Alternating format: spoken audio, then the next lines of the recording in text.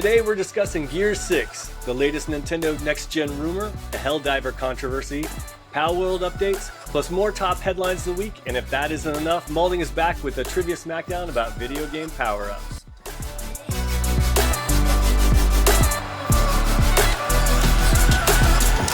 Welcome, friends, to this week's episode of Good Playing With You, the weekly gaming podcast. I'm Dan Whitehill, and as always, I'm joined by our Good Playing Good buddies, Matt Lord. Hey, how's it going? And Matt Maulding. Hey now. We got a packed show, but before we dive in, let's check in with my gang of Matts and find out what everyone's been playing this week. Lord? Oh yeah, well, got finally done with Final Fantasy VII Remake, and great game, don't get me wrong, but game had to have been 15 hours too long. I felt like the end just dragged. And something else that I had to say on Twitter, I never felt like I actually did any damage in that game. I was just like, yeah.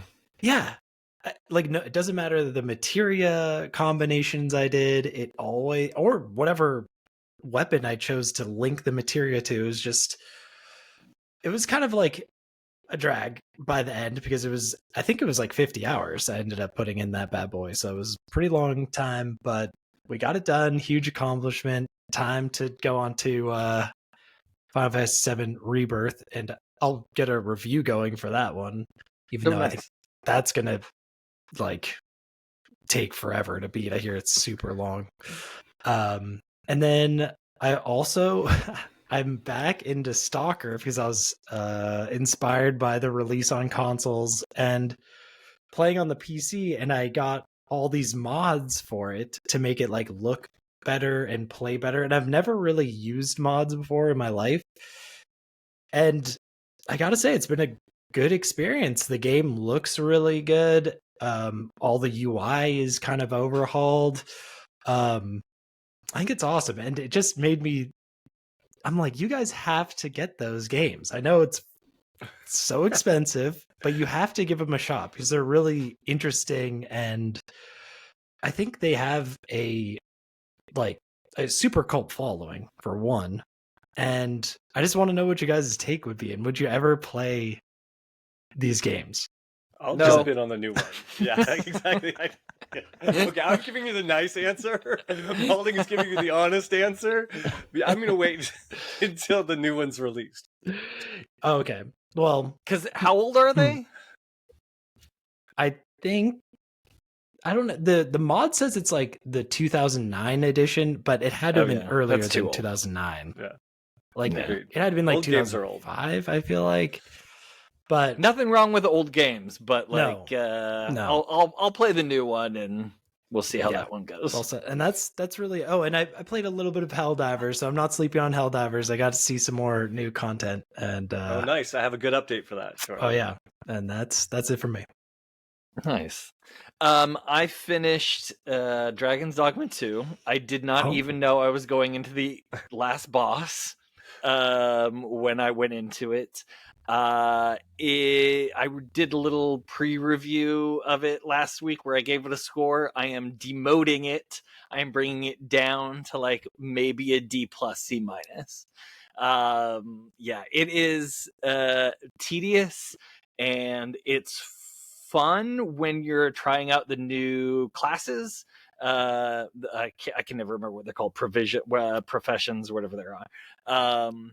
Those are fun to try out a new one, but the gameplay just got really tired. And honestly, the game. I'm sorry, he likes to wait until the podcast starts and then he'll start barking. There's to get the real ending, the fantastic good ending that actually gives you even more content. There is no way I would have found that out without looking it up online. There is no indication of what you should do. It's just it's crazy that what you had to I actually fought the final boss twice, thinking that was going to get me the I didn't restart or anything. You fight the final boss, you can talk to this guy, and then it brings you to fight the final boss again. And I thought that was the ending. But no, you have to do something in between those two things to get this real. And it was just really disappointing. The story makes no sense. Gameplay's fun. That's about all I can give it, and that's why it's getting a D+ instead of an F. Ooh. Yeah. So Maulding, like, it's a no-go. If for me, I haven't played it yet. You would just say, just swerve it for now. Maybe wait until there's mods. Wait until it's not $70. Okay. Like, buy it for 30, buy it for 40, and it's worth it for sure. I mean, it's nice to have a game that's not 100 hours. It basically, I beat it in 35 or 40 hours. It's I don't know. I'm just really disappointed by it, and I'd probably get savaged in the comments if this podcast had comments on our YouTube channel. Let's savage me. But I was not a big fan there at the end. So then I finished that, and now I'm like 70 hours into Unicorn Overlord, which I'm really enjoying. Yeah, I'm Dear Overlord, and I'm really excited. Dear Lord. I'm really excited for it to be done because I do want to move on. But that is a super fun game that I'm really enjoying. So, wait, did you say you're playing that one on the Switch or? on the Xbox. Yeah, although it's perfectly, it would be, if it's on the Switch, which I don't know for sure if it is.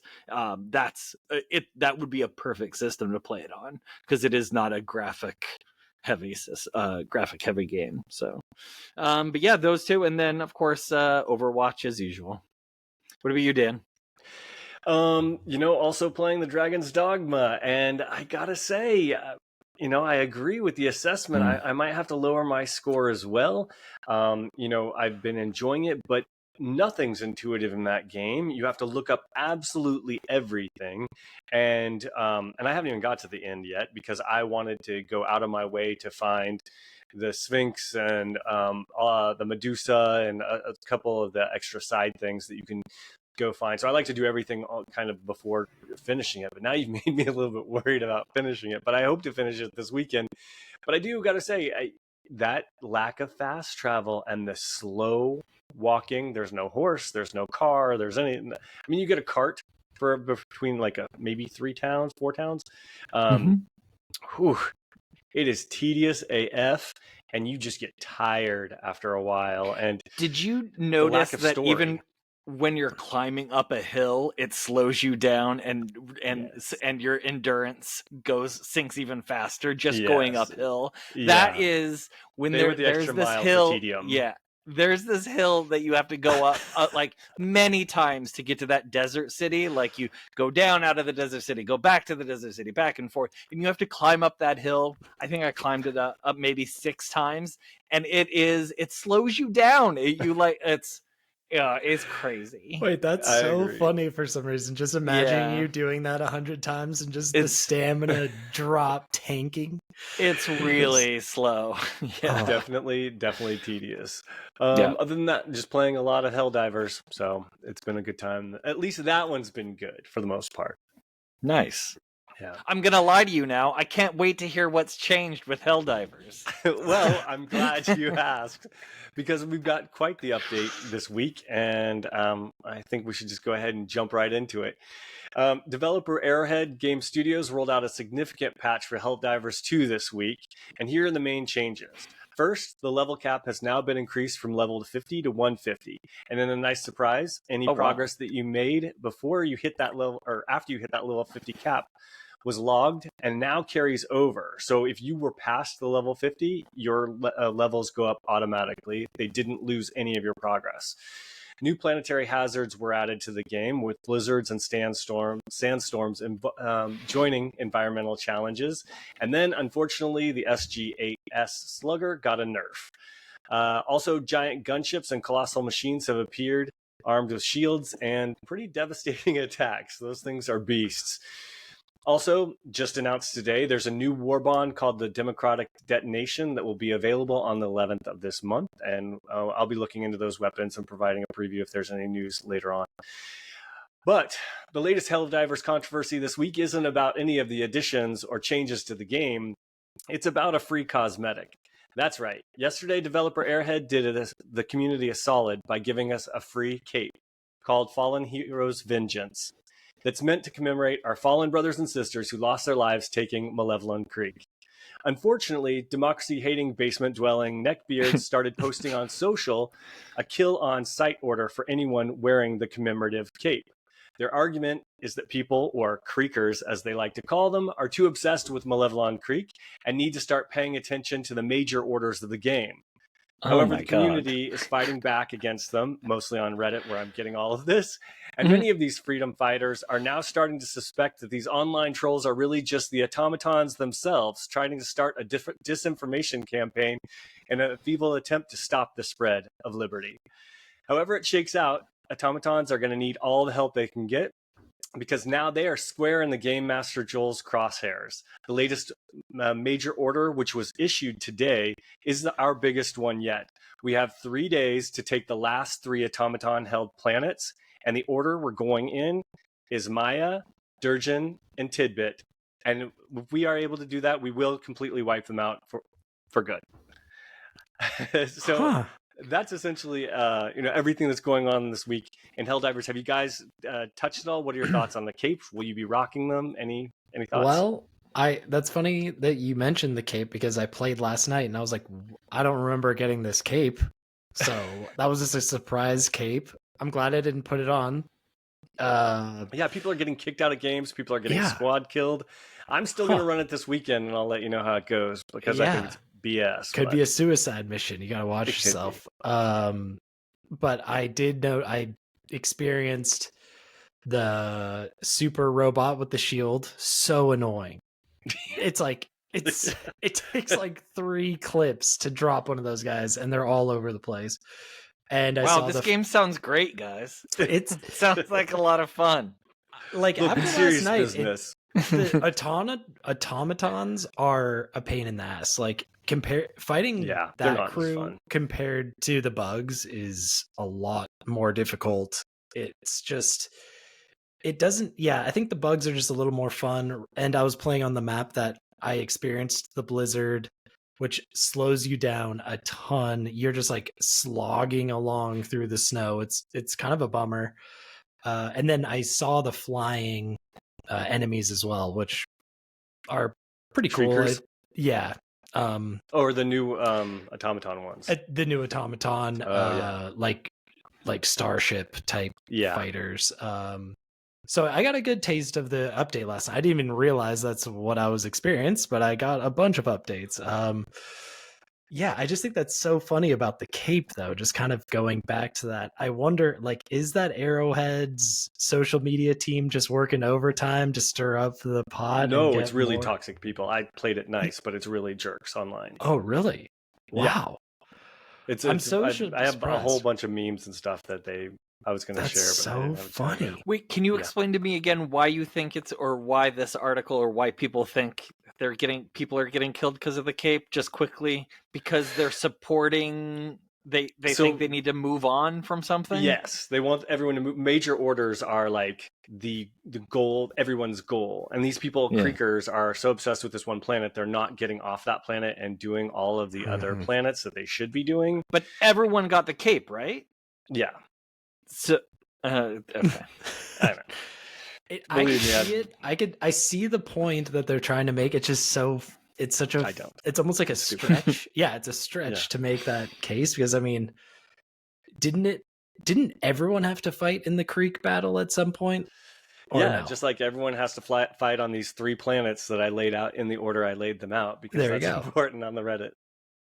Yeah, I love video games that give me orders. That's my favorite. That's my favorite thing about a video game, is when I can't play it the way I want to play it. That's great. Yeah. Well, it is a fun game. You should check it out sometime. Yeah. But we need to move on to the headlines of the week.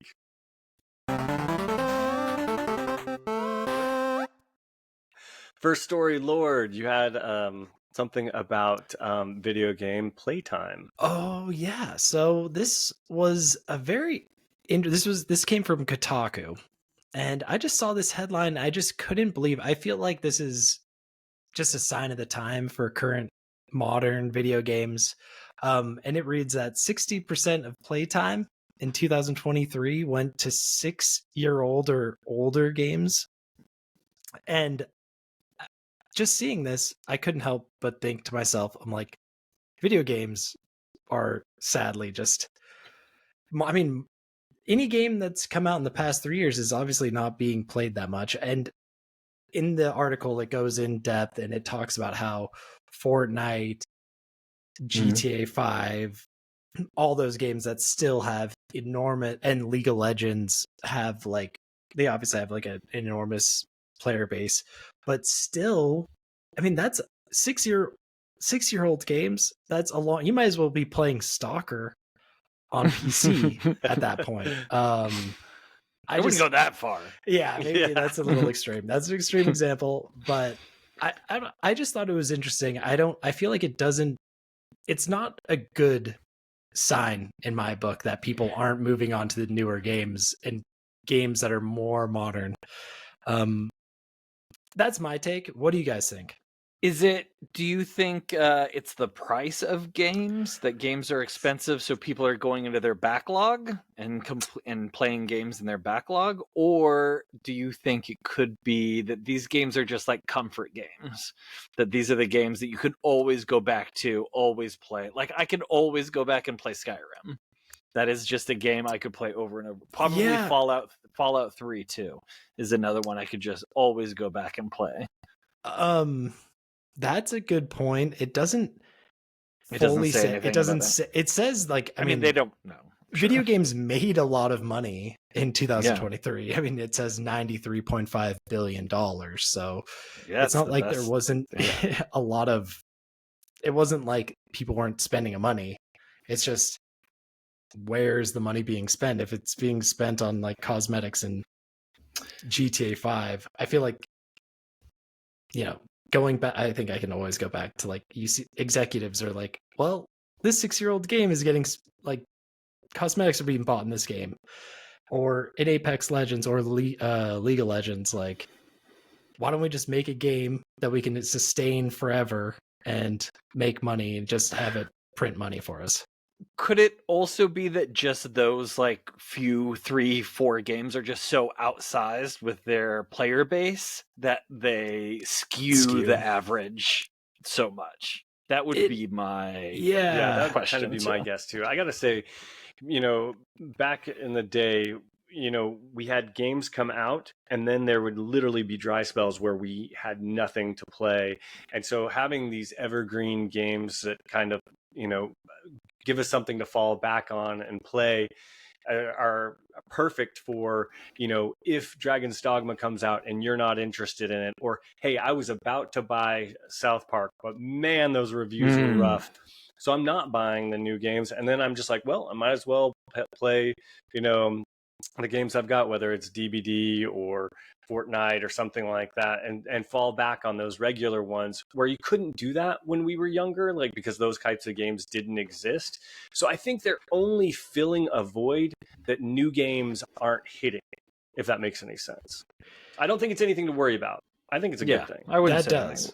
And it does mention, it's just saying how hard it is to, build a player, like build and grow a game's player base is just super difficult. So unless you're like a remake, a sequel, or a games as a service that just has like a lasting, it's just more difficult.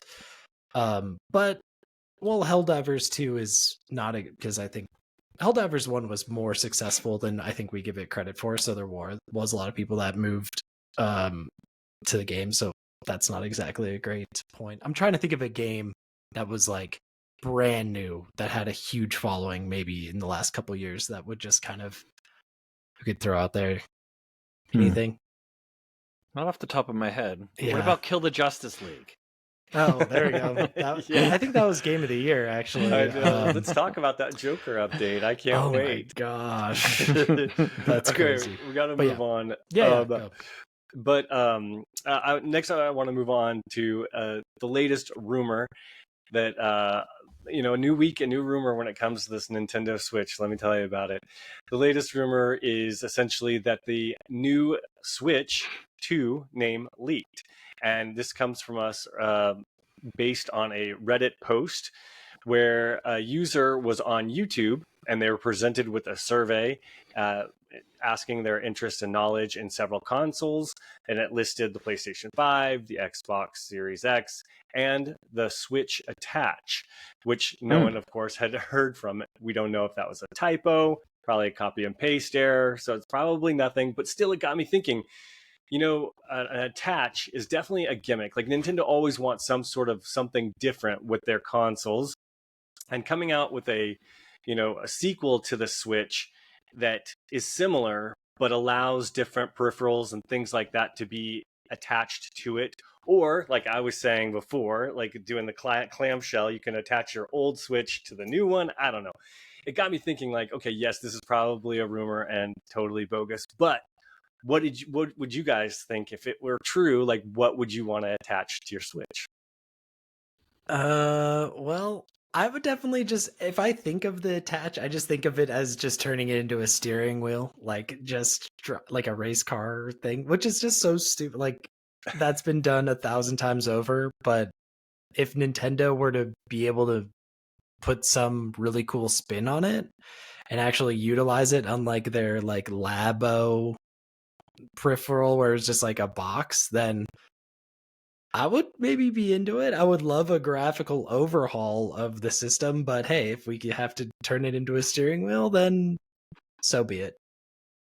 So I have a couple joke answers.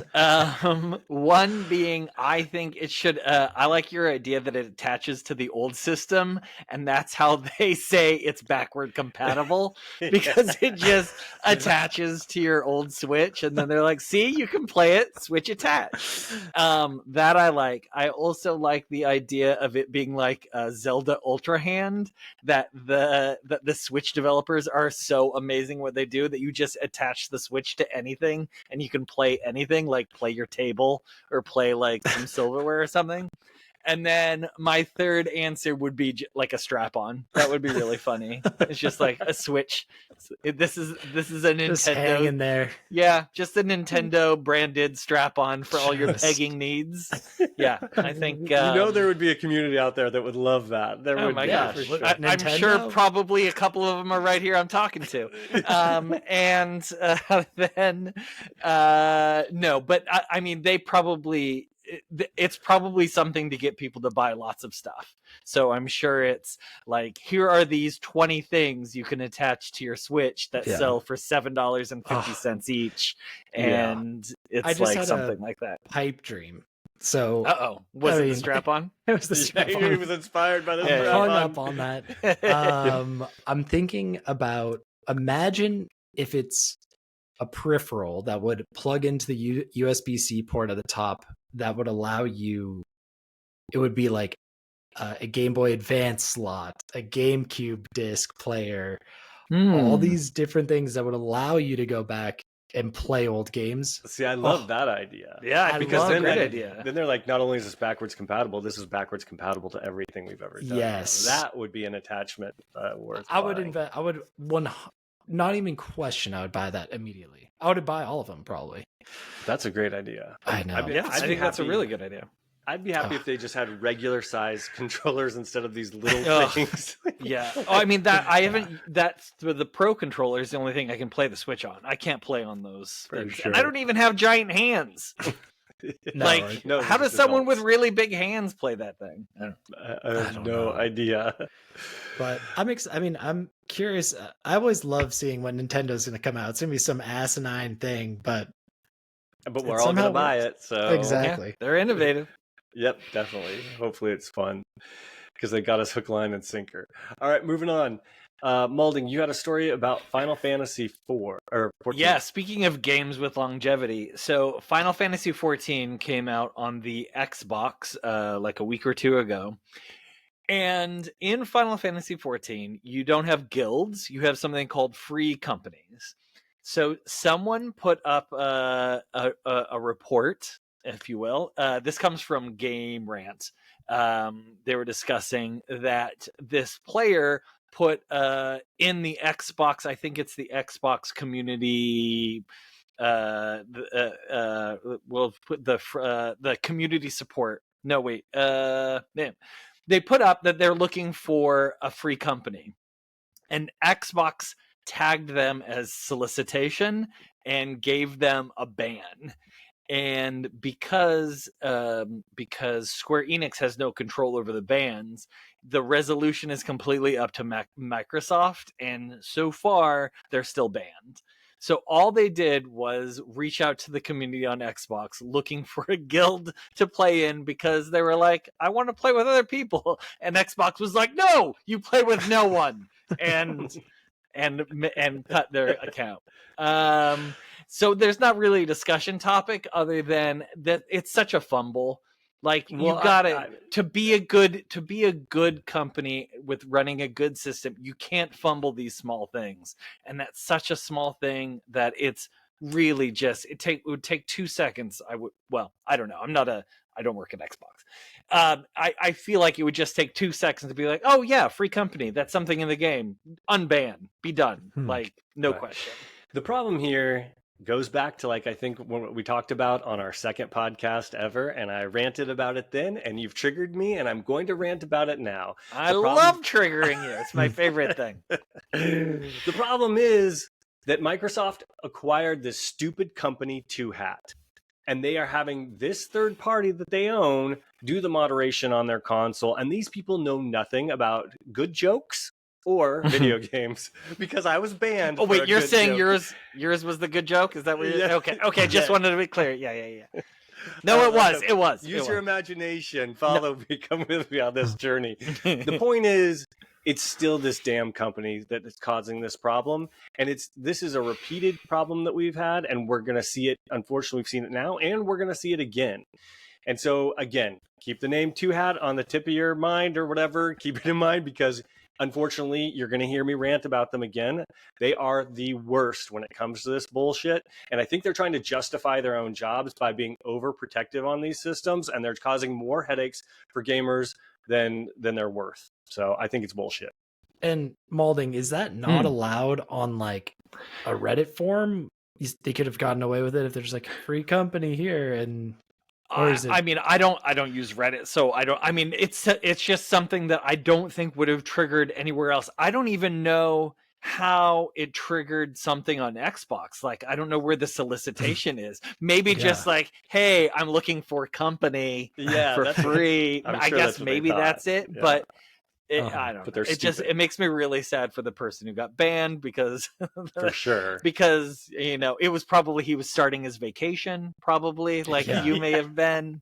He already paid the Xbox tax to play Final Fantasy 14 on the Xbox. Is it still is it still the situation where you have to do? You have to have a Xbox Game Pass, and then if I wanted to play the game right now, because I am a returning player, I can't play the free version that gives you the first 3 updates. I have to buy the full game again on Xbox, and I'm not going to do it. I wanted to, because I wanted to play it on Xbox, but that is just so silly. Like, if I want to play it, I can just boot up my PlayStation and play it on that and have it. Go. And then you also have to pay the subscription for Final Fantasy, which is like $16 a month or something. Can't believe that. Well, hopefully Microsoft solves that problem and has better things in store for us in the future, like our next story with Gears 6 potentially being announced this summer. So insider Jeff Grubb, this was actually reported by GameSpot, but it says we could be potentially getting information about Gears 6 this summer, according to Giant Bomb's Jeff Grubb. Quote, real quick, I will say I've heard some stuff that might be happening with Gears 6 this summer, Grubb said on Kinda Funny's XCast show today. Microsoft has already confirmed that it will be having an Xbox showcase this summer, which we'll be covering and doing reactions to, of course, presenting games such as Avowed, Senua's Saga, Hellblade 2. If the next Gears of War game is going to be coming out, it will be teased most likely during that showcase. However, Grubb did clarify that plans could always change, giving himself an out in case it's not there. Back in September, FTC documents were leaked about the Xbox plans for a mid-generation console refresh, and Phil Spencer has come out to say those plans are outdated. So it could be that this game and the plans to demo this game are a little bit outdated, but it is something just of note, a rumor out there. It is fun because I'd love to see it previewed this summer.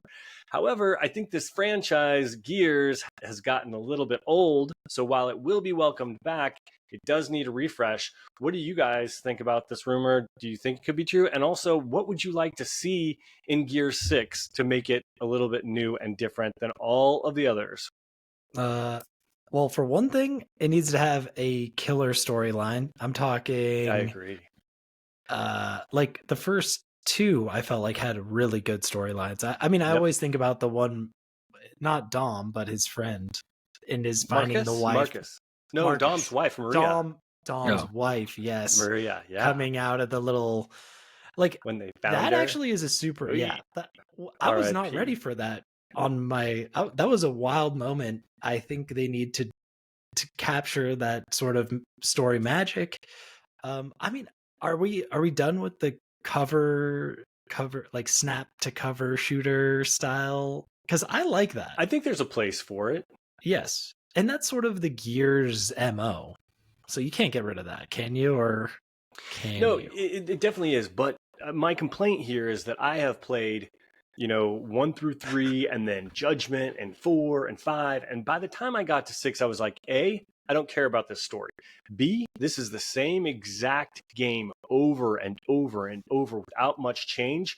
C, the multiplayer, which I used to love, is just somersault and shotgun people in the face. And while that's fun, it gets a little bit tiring because the characters are so clunky and so old. And yes, in the last one, they did try to make a few changes by making a level a little bit wider. They did it twice on the snow and the sand, where you get this little vehicle with your buddy and you're able to like look at different points. And then you continue on, like a Lara Croft sort of situation here. So it's quasi open world. But for me, that didn't change anything at all.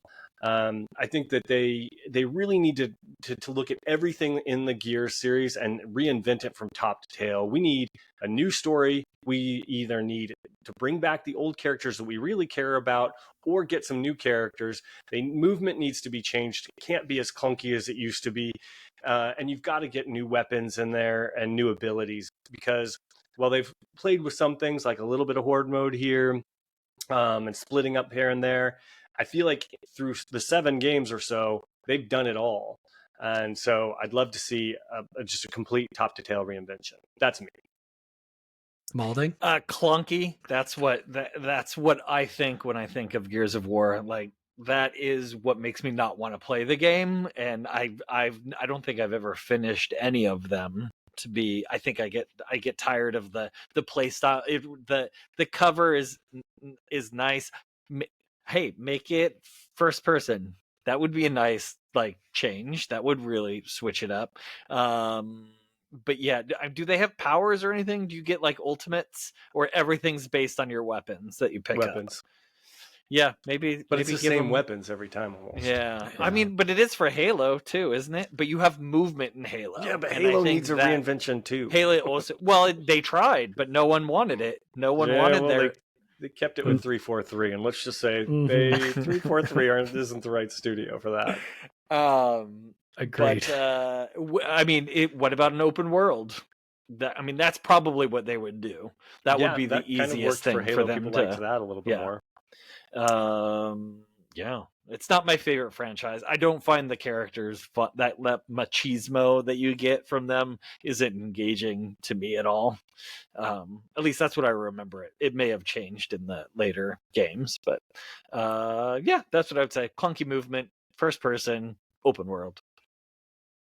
Yeah, I guess one more thing is definitely, because I'm thinking back to the characters, I feel like maybe a character overhaul just from the ground up, just start a whole new, maybe you can, I always like the stories where they go and they don't take it a huge step away from the main characters. Maybe it's like a periphery thing that was going on the side that was just as important, but you kind of run into them, you would run into Marcus and Dom here and there, so they're sprinkled in. It could be almost a throwback to the beginning of the whole fiasco, something like that. like Rosencrantz and Guildenstern, like the two, like do a game where you're Yes, playing that's- like the peripheral characters. that I don't know if I understand the reference, but So yes. there. I think what is it, Hamlet? I think those are like peripheral characters in Hamlet there we that go. ended up getting their own like story. Sorry. If I anything with the word Guildenstern, I'm It's there, Rosencrantz 100%. and Guildenstern. Yeah. Oh, Nerd alert. Um, Sorry. A little esoteric for our I audience, like it. probably, but And from that, let's go straight into Palworld. Yeah. oh yeah. Perfect. So this is from Palworld is getting an update or got an update. This is from Paul Tassi on Forbes, who I read all the time. That man is one of the most prolific game writers that I think And he's on there Twitter is. all the time too. Like he's On a Twitter all the machine. time. He's A somehow machine. managed He's to awesome. play all these games, He's and he awesome. posts like 8 stories a day. Like he's crazy. He's a But machine. What a so legend. there is Palworld, a patch is including a raid boss, some new gear, and new buildings.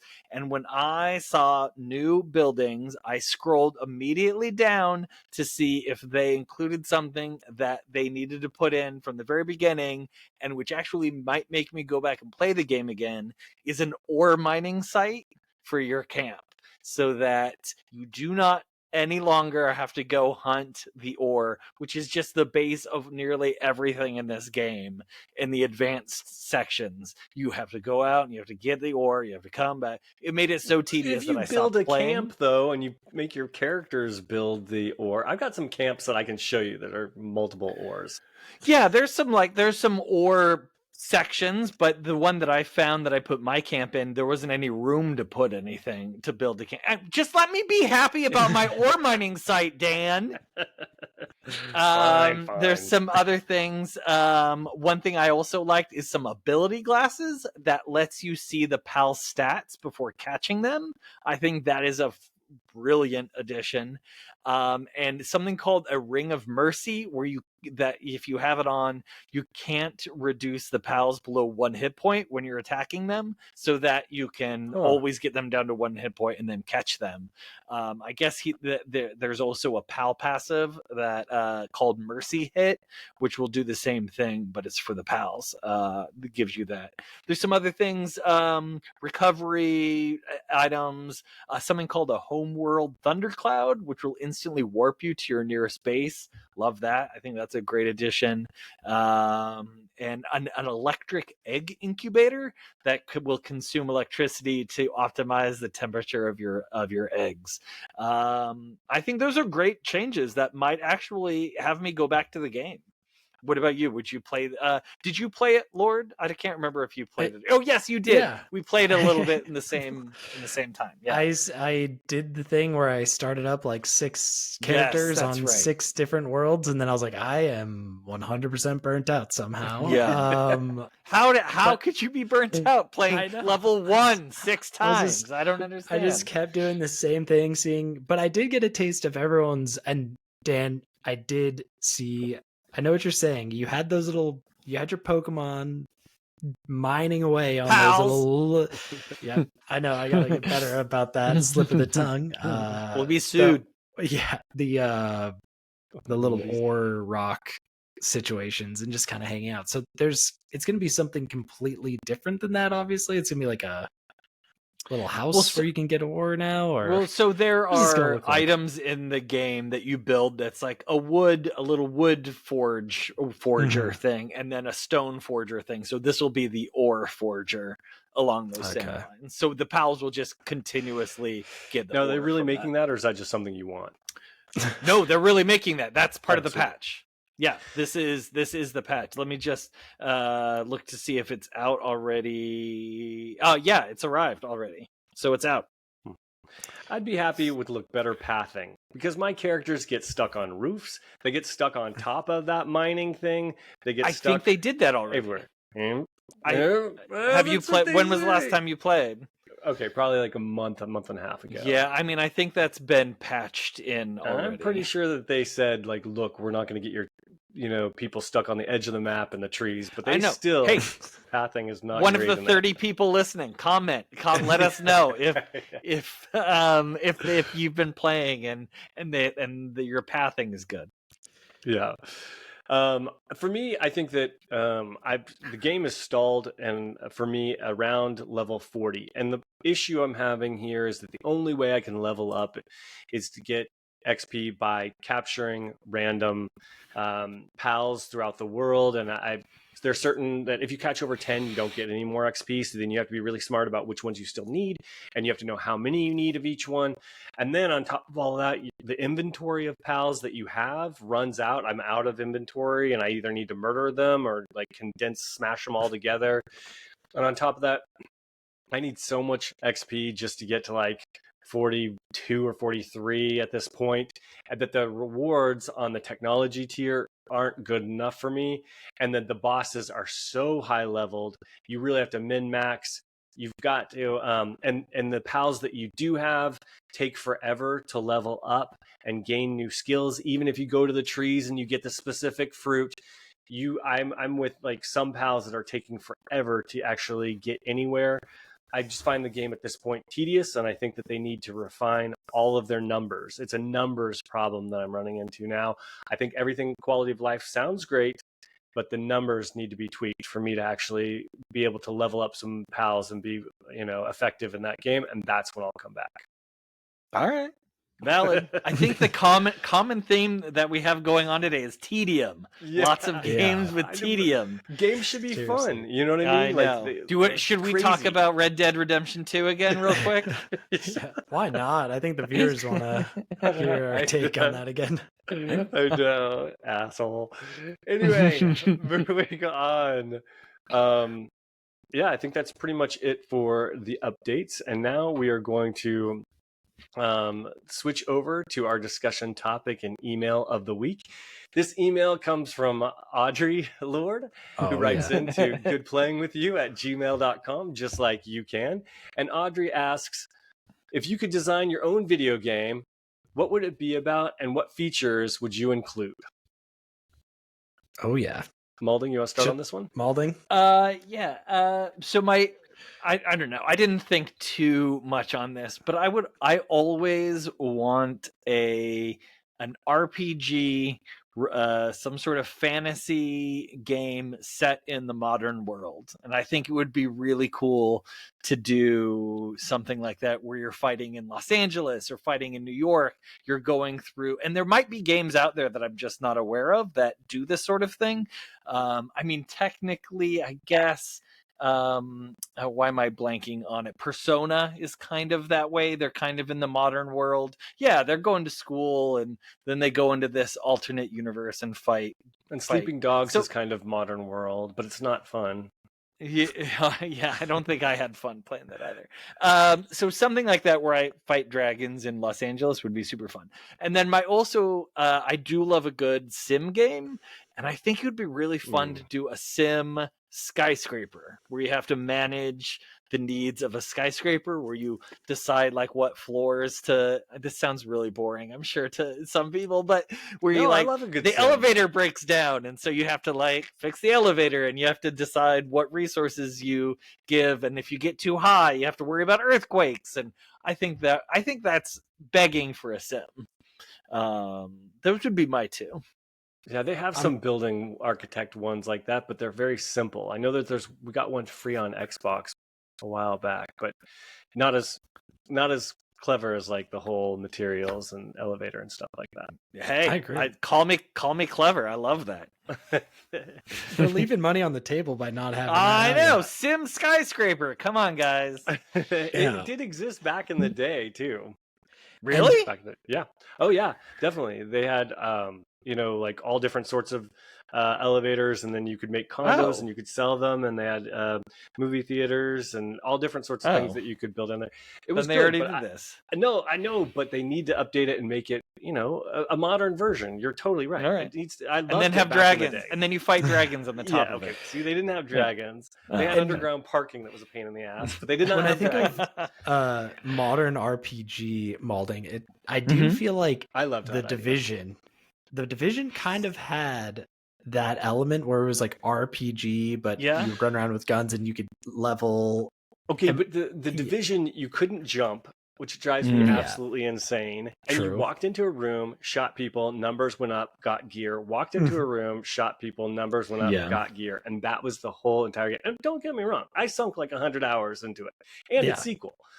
And I bought the DLC. And I played the shit out of it. But it's not as great as it could have been.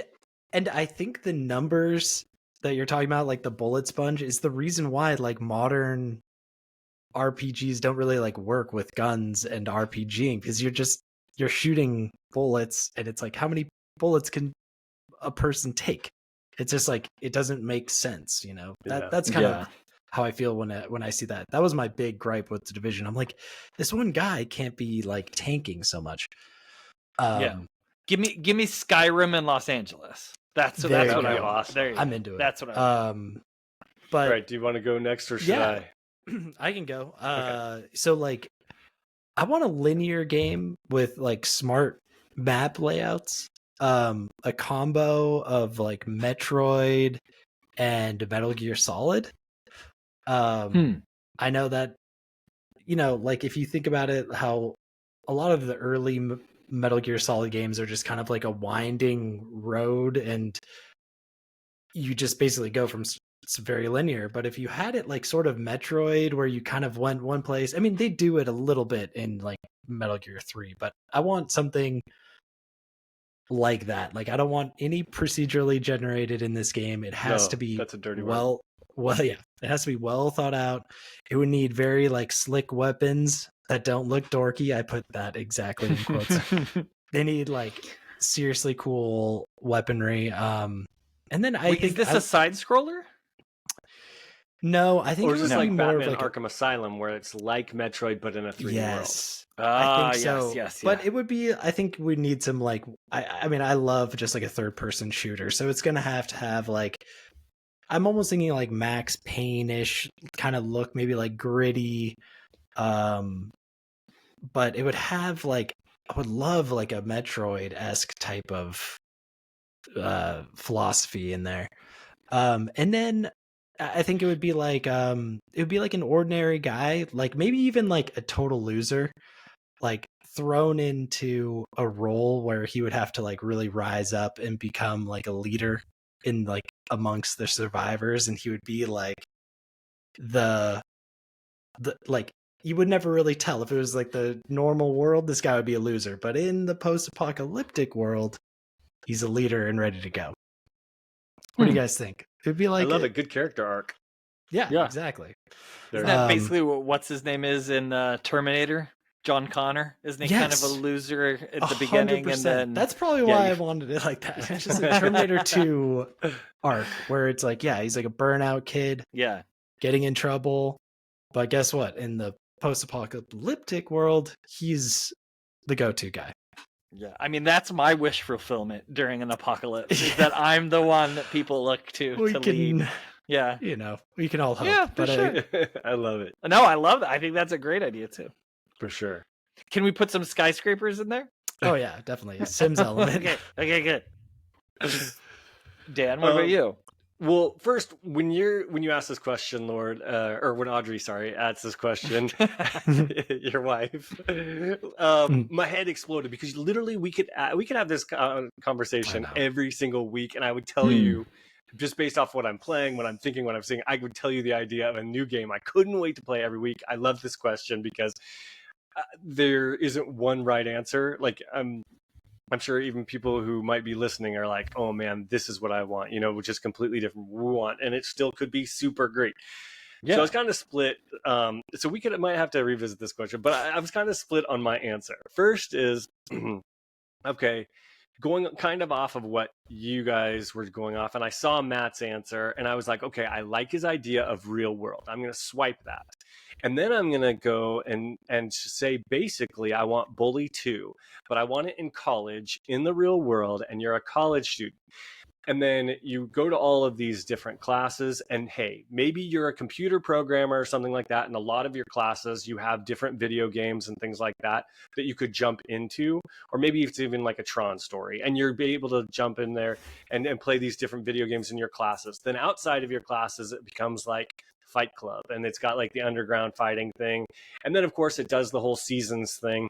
And then one thing that this is going to be controversial, but one of the things I really want video games to play with, and they need to do it in the right way. And I don't mean this in a taking over human work way, but I would like to see them mess with AI. I would like to see what can we do with AI generated conversations. So not taking away anybody's job, just adding a realistic layer and an unpredictable layer to the conversations that I have with an NPC. When I go up to someone and they say, oh, I don't have anything to say, and that's it, it's a waste of my time. But if I can have actual genuine conversations with people in the school that actually lead somewhere, and you can program this AI, because I've kind of taken a class on language models and AI engineering prompts, and it's kind of made me realize that you can train AI to have a personality and respond in different ways. And if they did that for each individual character, or at least in your main characters, I think you could have some really dangerous but exciting outcomes that would be really, really fun. And I hope that that's where video games can eventually go. I know it's uncharted territory and it makes people nervous because you don't know what the AI is going to do.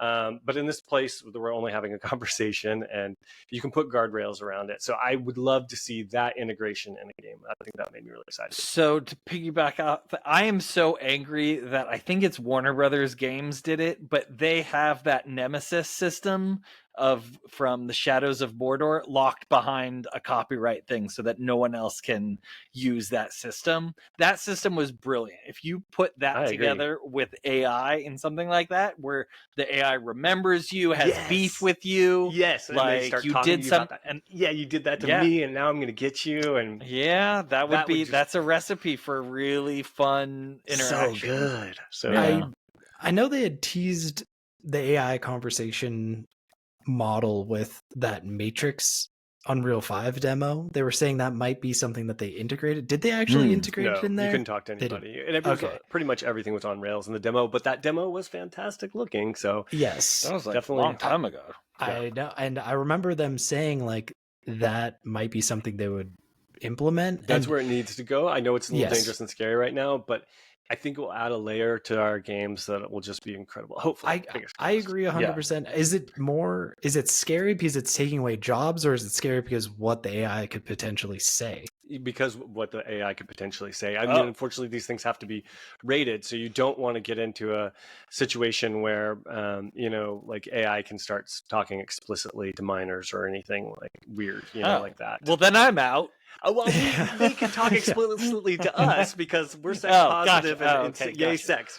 But let's keep it above board and above 18. Strap on your Switch. Did it.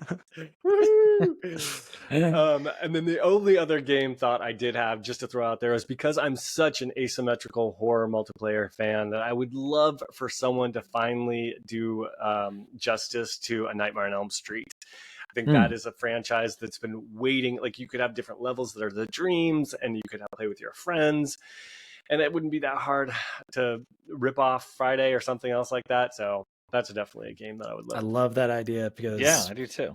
Nightmare on Elm Street is such an untapped well of super scares, and it would frighten me for sure. Right, and then you team up with New Line Cinema, and then they do a new movie, and you launch the two at the same time, and it could be like this thing. I'm telling you. Build a deck, Dan. What are you waiting for? I'm ready, yeah. Let me get my PowerPoint out and brush off my skills. I love it. Well, that was a great topic, so please tell Audrey. Thank you. Absolutely. All right, so moving on. Up next, we have Matt Maulding with his trivia game. Where's my sound? There you go. Thank you. There's my sound effect. So this game, we are doing these are video game power-ups. So I'm going to give you the power-up, and you are going to give me the game it comes from. So Who was first last week? I was first, so Dan, take it away. All right, Dan. Yeah, I'm ready. Let me at it. Bring it on. I'm gonna. I think this smack one's gonna down be a on good Lord, one. Where'd like my... I always do. I just had my phone. Like it's my job. Like I'm paid to do it. Like it's it'd be meant nice to to be. get paid. It'd be nice to get paid for something. Okay. So here we go. I'm set up, and this is Dan, and I just gotta get my shit together here. Okay. I've been waiting for you to do that your whole life. I know, me too. All right, here we go. Time starts now. Fire Flower, Mario. Super Mario Bros. Master Sword, Legend of Zelda. Spiked Shell, Mario Kart. Morph Ball, Metroid. Skulls, Skulls as a power up. Like in Halo? Power Pellet, Pac-Man. a horse named Torrent. Torrent? Like a Torrent. torrent? DuckTales. Pizza, Ooh, Teenage Mutant Ninja Turtles. Rat's Tail, Skyrim. Pugilism Illustrated,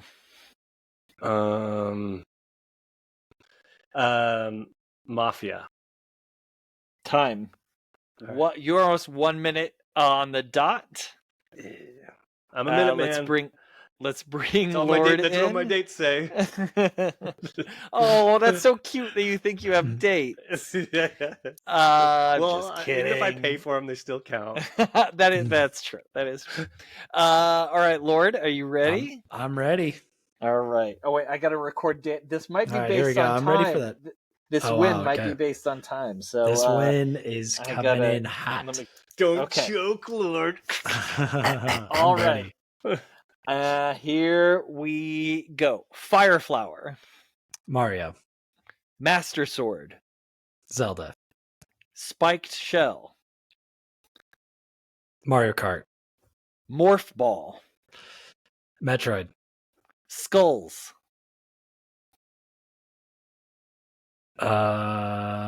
Skulls.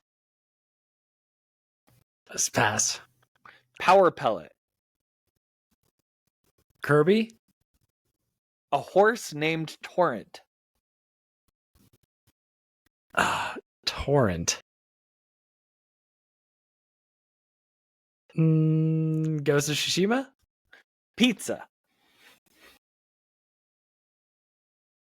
Well, what the heck? Pizza. Earthbound? Rat's Tail, Pass. Pugilism Illustrated.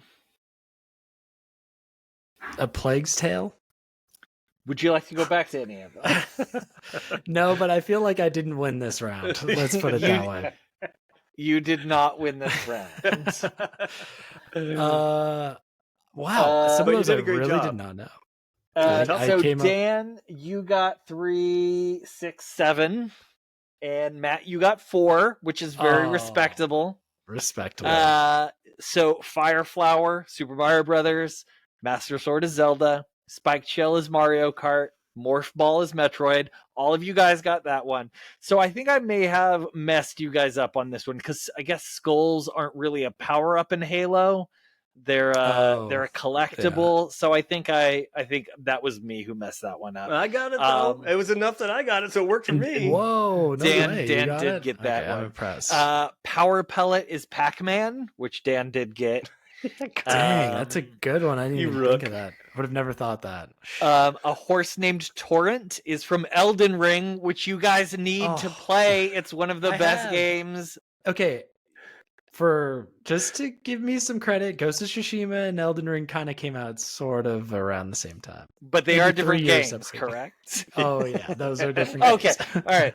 Okay, so good. That's fine. Now, so Pizza was Teenage Mutant Ninja Turtles. Oh, okay. Rat's Tail is Final Fantasy 1. That is the item you need to get to switch your characters into the advanced forms of their classes. And Pugilism Illustrated is from Fallout. It's one of the magazines that you can grab that ups your fighting, that ups your Pugilism melee. Illustrated. Yep. That's so good. Wow, Maulding, those were good. Those were good Thank stuff. you. Thank you. I'm running out of ideas. So if you guys have any ideas for trivia that Yeah, if you would Audrey like wants to run, write in. yeah, I will. if she wants to be like, I'll I want to hear about ping how big sex organs are on someone. I don't know where that came from. I've never met Audrey. I don't know if she's upset. There you go, swinging dicks. That's it. Yeah. So if you guys have ideas for trivia that you want to let us know, you can reach us on Twitter at goodplaywithyou. You can email us at goodplayingwithyou@gmail.com.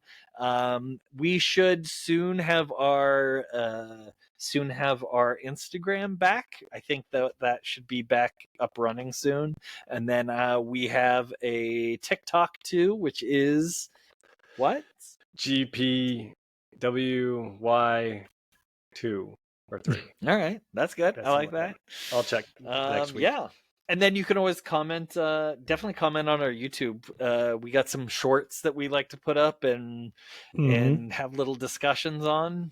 Super fun. Yep, and if you've made it this far, be sure to subscribe on YouTube. Yeah, for sure. Love it if you've made it this far. That'd be awesome. That's all the time we have today. On behalf of the Good Playing crew, Matt Lord, Matt Maulding, myself, Dan Whitehill, have a great weekend, and as always, good playing with you. Good playing. Good playing with you.